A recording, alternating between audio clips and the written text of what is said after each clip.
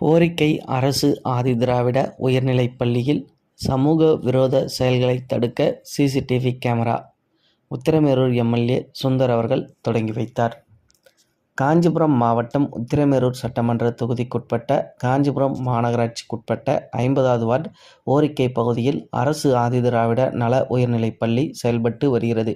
இப்பள்ளியில் கடந்த சில தினங்களுக்கு முன்பு பள்ளி கட்டிட திறப்பு விழா நடைபெற்றது. பள்ளி கட்டிட திறப்பு விழாவில் காஞ்சிபுரம் தெற்கு மாவட்ட கழக செயலாளரும் உத்திரமேரூர் சட்டமன்ற உறுப்பினருமான சுந்தர் எம்எல்ஏ கலந்து கொண்டார்.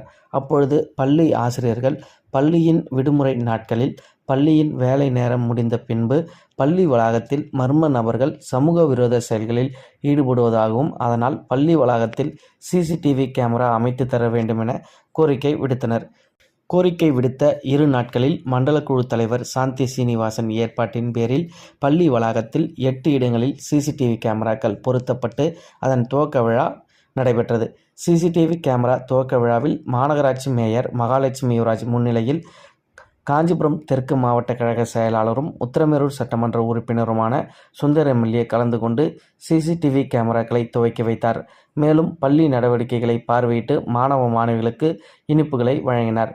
இந்நிகழ்ச்சியில் மண்டல குழு தலைவர் சாந்தி சீனிவாசன், மாநகராட்சி கவுன்சிலர்கள் மு. சங்கர், தேனம்பாக்கம் சங்கர், கார்த்தி, ஷாலினி குழந்தைவேல் மற்றும் மாவட்ட நெசவாளர் அணி அமைப்பாளர் மலர்மன்னன், பகுதி துணை செயலாளர் விமல்தாஸ் மற்றும் திமுக நிர்வாகிகள் ஏராளமானோர் இந்நிகழ்வில் உடனிருந்தனர். மேலும் பள்ளி ஆசிரியர்கள், மாணவர்கள் உடனிருந்தனர்.